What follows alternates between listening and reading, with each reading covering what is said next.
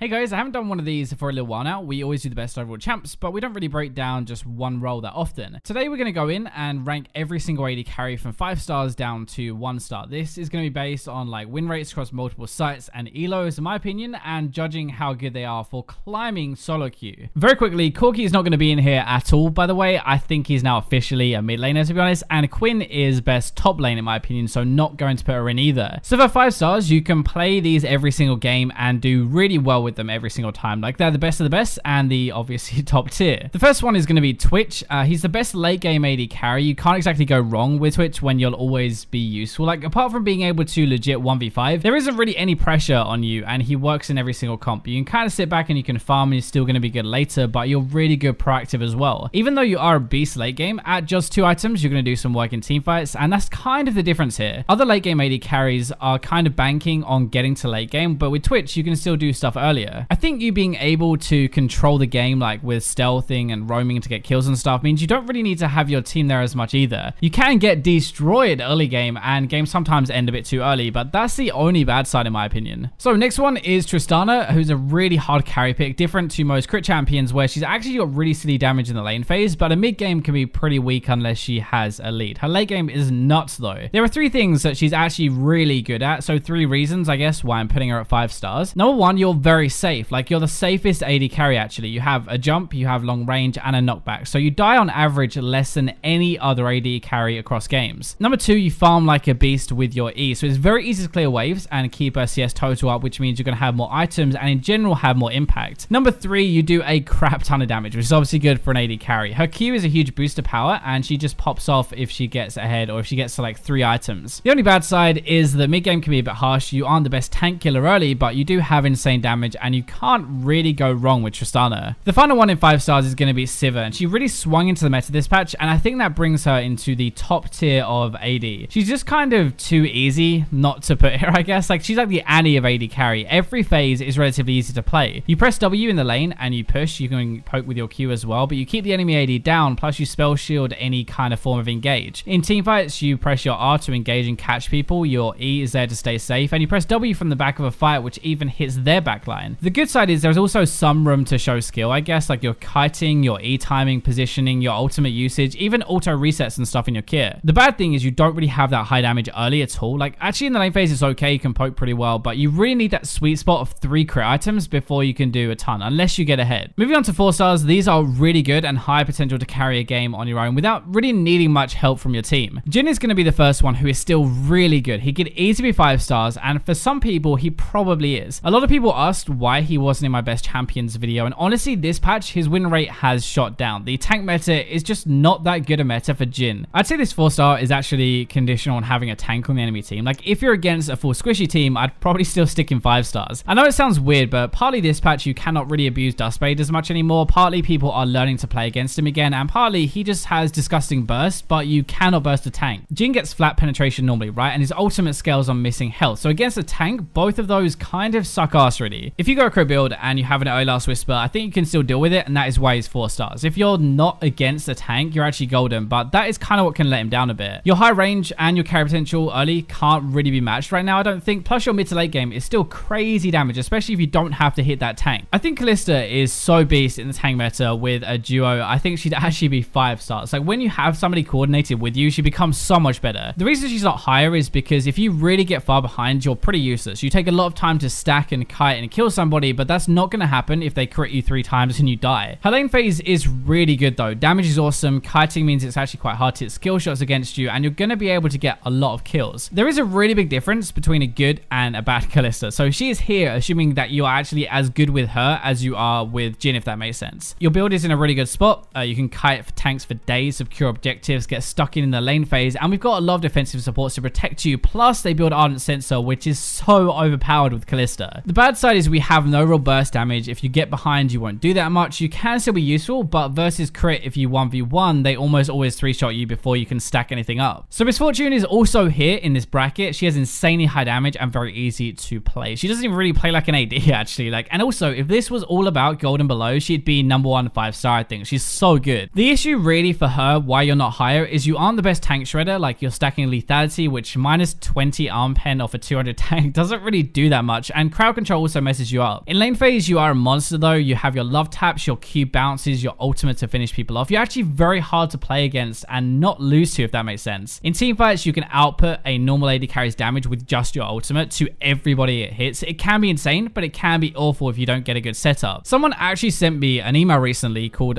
Diva Fortune, nice name, who is also running Doran's Ring start on Misfortune just like Jhin, and it seems pretty legit. The bad side with Misfortune is you're a mobile, not a normal AD carry, and if you don't get a good chance to ultimate, then you're kind of buggered. So moving on to Draven, basically he's here because his win rate is so insanely high that I'd be an idiot not to put him at least 4 stars. The reason he isn't higher though is because even if you're good with him, if you get camped or set behind or the game goes really late, you're going to struggle to have as much impact as others. Draven is probably the best early to mid game AD you can actually play. Like, I'm pretty sure he is. The damage is ridiculous, you earn an amazing amount of gold through your passive, and you get a ton of kills. Late game though, you're probably one of the worst, I think. Sure, you can crit for like 1,000, but stat wise at least, like win rate and stuff, you've got one of the lowest win rates at 5+ items. Crowd control kind of ruins your day a little bit. Team fighting can be hard if you've got loads to dodge and still want to catch axes, but overall you are a beast. Being immobile and having a giant target painted on you is a pain to play though. Like, everybody is going to try and gank you and set you behind. So now we have 3 stars who are good but more team dependent. Like, they won't be great every game and will have to work a bit harder for your wins now. Xayah is the first one, who is a super weird champion who does a lot of damage, a lot of AoE damage, and is pretty safe. The reason she isn't higher is because I don't think she personally fits right now with her build. Like, crit builds are supposed to be BC late game, but actually the late game phase is where Xayah loses most of her games. Early she can be really good, like your feathers do a decent amount of damage, she has good setup, and you can't easily gank Xayah with her ultimate, right? You get to team fights when you're ahead and you'll have good burst, but I don't think her damage is that insane normally. Her damage takes a long time to learn, I think. Feathers are a bit of a weird system, and if you get behind, you really don't offer that much, but if you get ahead, you can definitely do a lot of work. Caitlyn is going to be here, and a few patches ago, she'd be like top 5 star. Like, how the mighty has fallen with just 1 nerf. Still really good, like as a neutral AD, but others outperform her damage-wise. She is really safe though, and that is a massive bonus to have. That's why I call her neutral. You can't really go wrong with Caitlyn. Like, you have decent damage, good laning, and you can farm well, but she's not a crazy carry anymore, it seems, this patch. I'm still going to be putting her this high though, and I say this high, it's still 3 stars, still a very good AD carry, very good champion. If you're good with her, then there are a lot of mechanical stuff you can do to do more damage and win more, I think. Sivir has also made this worse though. She follows a similar power curve, like scaling up into the game with crit, but Sivir can use her W bounces to screw Caitlyn at the back of a fight. It's actually like a really bad matchup. Now, Jinx is really good at low ranks of play, like gold to bronze level, she can win a lot of games. She's so good, but Jinx is pretty easy to play. That's part of the reason. It's a good and a bad thing at the same time. The good side is you can right click and you can kill everything. If you've got the damage in your items, that's all you need to do. Lets you like focus on your positioning, plus you'll always be close to maximizing your damage, which is normally very hard to do. The bad side is there isn't really much more you can do in fights. Actually, just auto attack, sure, like swapping between forms maybe, but you auto attack and that's basically it. Runin's does let her farm like a monster, one of the only champions who still uses it. You should always have decent gold, plus if your team is ahead, it's such an easy game. Like, resets make a huge difference to your damage. Kog'Maw is kind of falling out of favor, right? He's still a sick hyper carry though, who has some amazing synergy with support items, which is why he's going to be here. He kind of leans on his support a bit too much though, like to really be useful. You can do a lot yourself, but I think you're more reliant than most people to be super strong. Ardent Sensor Rush is kind of what puts him here in this tier. For me, like with a B support and a tanky team, you could easily stick him tier 4, maybe even tier 5. These defensive supports, the build sensor, are going to be really good at keeping you alive, but the issue is crit champions will do similar damage, but not need to rely on their team to help them do the damage, I guess. Now, the last one in 3 stars is going to be Vayne. So the tank meta is back, and lane bully AD carries are falling off a little bit, which is pretty perfect for Vayne. She still has a lot of issues laning, and she takes way longer than other champions to really be strong, so that's why she isn't higher. The later the game goes, though, the stronger she actually gets, to one of the best late game where she shreds everybody, even full build tanks. Twitch and Tristana are also very good late game, right? But their mid games are higher impact, and they are a lot safer. That's kind of the difference. Think about it. If you gave like Vayne Tristana's jump or her range, she'd be absolutely broken. But Vayne does get a lot of kills on average per game. She's also a beast in tank metas, so maybe she's going to get better over the patch. So the 2-star bracket is something major that lets these AD carries down, or others that do their job but just a lot better. So it doesn't really make sense to pick them, I guess. You can do if you want to, and Lucian is the first one in a meta of crit and mid to late game fights. Lucian doesn't really hit that mark like he used to. The funny thing is he actually still earns a decent amount of gold. He has good farm because he normally controls the lane phase, and he has a lot of kills. The difference is that he dies a lot now, and he doesn't do as much damage with that gold that he gains. So other AD carries are able to do more work with less items basically, and that's a pretty big problem. When you get to team fights and you need to do your job as an AD carry, you basically have to dive in to get anything done, whereas a Tristana can sit back and slap you from range. Overall, if you are really good at his ability combos and animation cancelling, I think he can still work really well and still carry it as well, but you're actually going to have to work a lot harder than picks higher up. So Varus, I'm not even sure with this one. Varus is a tank buster. We're in a tank meta. He should be good, but he's crap. His win rate is really bad at the moment, and I reckon partially it's because Sivir does a similar job utility-wise, but way more damage. A crit build works better than Blade in my opinion. It lets you scale alongside other crit champions and stand more chance going against them. You're definitely still an assist bot, but on average you score one of the lowest kills per game and damage per game. Utility AD carries are not really the meta at the moment, especially not with tanks flying around. We need some damage there to actually like follow up after them, and Varus doesn't really offer it as much as others. Ashe is the same deal as Varus, just cannot carry hard enough on her own until super late game. There's a few things with Ashe at the moment that really let her down, but just to say, she is the assist queen. Nobody gets more assists per game than she does, which is obviously really good. She's helping her team, but also bad because she does no damage to get the kills. If you have this good team, it's amazing. You can help them win. If not, you're kind of in trouble. In a tank meta, arrows mean a lot less as well. If you think about it, there's a high chance of a tank blocking it, which means nothing happens. It's useless. In a carry meta, before this meta, like if you think about it, you have to do less damage to kill somebody because they're not tanks, and any arrow hit is going to be good. I guess really she just doesn't fit what we need from an AD carry at the moment. If you're playing with friends and stuff, she can do really well as setup, but others carry a lot harder. 1-star doesn't normally have an AD carry, but this time we've got one. There's no real reason to pick a 1-star AD. Others do their job much better, and you're normally going to struggle to win. Ezreal is the only one in this tier for me and practically useless. Like if you're going to win on Ezreal, you basically have to get fed, hit your 2-item combo really early, and then snowball a victory and end the game. The issue with Ezreal is actually something completely unrelated to him. So it's the crit buffs a while ago where they made them cheaper. Ezreal follows a very similar pattern to crit when he powers up over the game. He needs 2 items before he can do a lot. Now crit actually gets there faster at the moment and is a bigger power spike. It does more damage. So plus we have tanks that block most of Ezreal's poke damage. There is no real reason to pick Ezreal right now unless you really want to, I guess. I love playing him, but crit is the same curve and is just much better for now. So that wraps up the video. There's going to be a breakdown in the description if you want to recap of where I placed them all. Let me know what you think, but for now, I'll leave you with the robots.